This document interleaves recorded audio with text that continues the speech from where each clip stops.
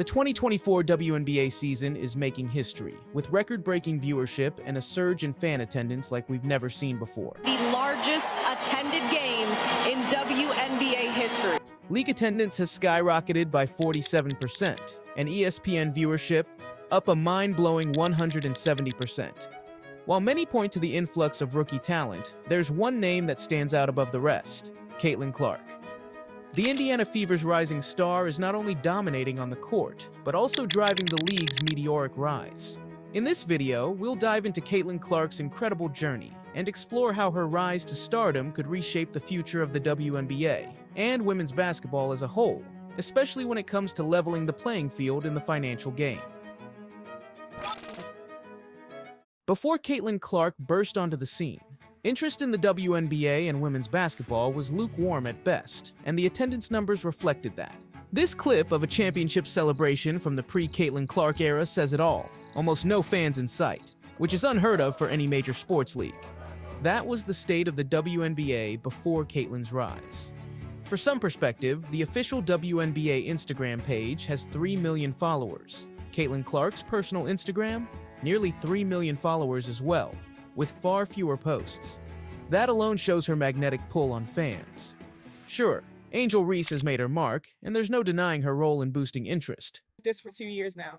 And understanding, negative things have probably been said about me, but honestly, I'll take that because look where women's basketball is. People are talking about women's basketball, but you never would think that we'd be talking about women's basketball. People are pulling up to games. We got celebrities coming to games, sold out arenas, just because of one single game. And just looking at that, I'll take that role. I'll take the bad guy role, and I'll continue to take that on and be that for my teammates. And if I want to be that, and I know I'll go down in history, I'll look back in 20 years and be like, yeah, the reason why we watching women's basketball is not just because of one person. It's because of me too, and I want y'all to realize that. But the numbers tell a different story. Indiana Fever games, thanks to Caitlin, are packing in an average of over 16,000 fans per game.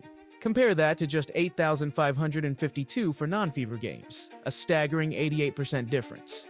So which would you rather watch? Angel Reese missing layups, or Caitlin hitting step-back bombs near the logo? Let me know in the comments below. Personally, I didn't pay much attention to the league. Aside from the early days when Cheryl Swoops and the Houston Comets dominated, winning 4 straight championships. After that, my interest faded, and I didn't watch a single game until Caitlin Clark's highlight reels started popping up in my YouTube feed. The buzz around Clark grew so big that even Charles Barkley and the crew on Inside the NBA couldn't ignore it. Oh, petty, man. Hey, LeBron, you're 100% right on these girls hating on Caitlin Clark. Y'all petty girls. I expect men to be petty because we're the most insecure group in the world. You are. Y'all should be thanking that girl for getting y'all private charters, all the money and visibility she bringing to the WNBA. Don't be petty like dudes. Listen, what she's accomplished, give her her flowers.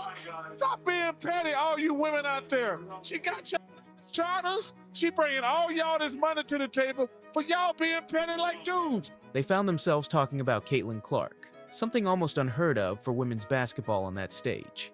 Even media giants like Stephen A. Smith have stepped up to defend Caitlin Clark from her critics. One of the things that I brought up this morning in talking about Caitlin Clark is that some of the players, you want to use the word jealousy, fine. You want to use the word envy, fine. You want to use the word resentment. We want to play with words. That's cool.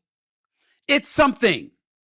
And I think that some of the ladies, not all, but some of the ladies in the WNBA are missing the point. And the point is, this girl right here is a box office attraction. And because of her box office attraction, it's generating more eyeballs to the WNBA product, therefore more revenue for the WNBA product.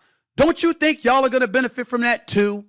NBA stars have also tweeted their support behind Caitlin Clark, giving her their stamp of approval. When the best in the game recognize her talent, it's clear to the world that she's the real deal. Her electrifying performances at Iowa not only drew attention to the NCAA women's game, but she also helped make history. The 2024 NCAA Women's Finals drew an astonishing 18.9 million viewers, outpacing the men's final by over 4 million, a milestone that hadn't been reached in over 2 decades. Caitlin Clark has always dreamed of playing in the WNBA. In an interview with ESPN, she shared that as a young girl, she had two big goals: earn a college scholarship and make it to the WNBA. Her basketball journey began at just 5 years old. Since there wasn't a girls' league for her age group, she played against boys and dominated. In fact, she was so good that she once earned MVP honors in a boys' league, causing one parent to complain that girls shouldn't be allowed to play. Even before stepping foot in high school, scholarship offers were already pouring in. Eventually, Caitlin chose the University of Iowa, drawn to their fast-paced playing style and Coach Lisa Bluter's proven track record of developing top-tier point guards. And this is where her rise truly took off. The Caitlin Clark effect. The Caitlin Clark effect. Caitlin Clark effect. The Caitlin Clark effect. What exactly is the Caitlin Clark effect? According to Wikipedia, it's defined as the impact that American basketball player Caitlin Clark is reported to have on the popularity of women's basketball. But in practical terms, it goes far beyond that. It's about the real monetary boost she brings to the game. During her time at the University of Iowa, Caitlin has brought in millions of dollars, driven up season ticket sales, and sold out arenas. According to the Des Moines Register, Caitlin Clark and the Hawkeye women's basketball team boosted Iowa's gross domestic product by a staggering $14.4 million, bringing the total to $52.3 million during her career. And that's not all. The Caitlin Clark effect also fueled an estimated $82.5 million in consumer spending over the last 3 basketball seasons, according to a study by the Common Sense Institute Iowa, an economic research organization. This isn't just about stats on the court. Caitlin's impact is driving real economic change. Perhaps we should have known this would be the season of Caitlin when 55,000 people showed up for the Iowa women's season opener at Kinnick Stadium. 55,000. Are you serious? Never has a women's basketball player, not even the all-time greats like Candace Parker, Cheryl Miller, or Cheryl Swoops, drawn this many fans in a single event. Ask any young girl and they'll probably recognize Caitlin Clark. Because she knows how to hoop. I've never heard of a women's basketball game being moved to a football arena to accommodate this many fans. Want more perspective on the economic impact? Again, according to the Common Sense Institute, Clark's economic boost, or Caitlinomics, could pay for anywhere between 1,306 and 4,767 students' tuition at the University of Iowa, buy every Iowan a ticket to the Iowa State Fair, buy every fairgoer 1 to 4 funnel cakes, cover the costs of the University of Iowa's planned hospital and clinic emergency department expansion, pay for the newly opened University of Iowa Stanley Museum of Art, purchase 1,418 to 5,176 acres of Iowa cropland. With the first pick in the 2024 WNBA draft, the Indiana Fever select Caitlin Clark, University of Iowa.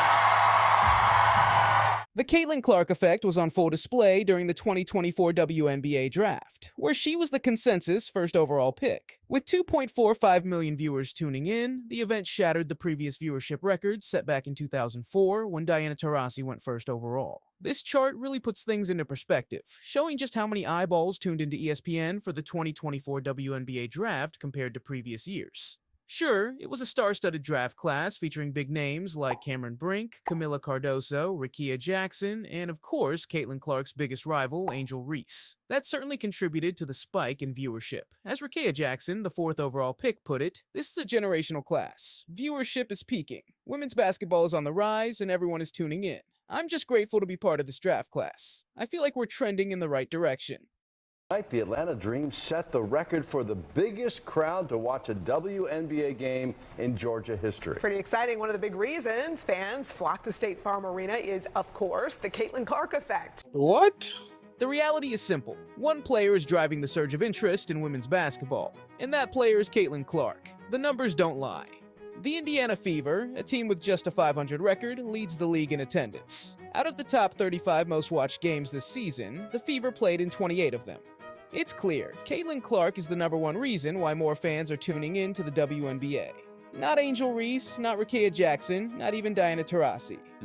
You know, we're watching because of Caitlin Clark.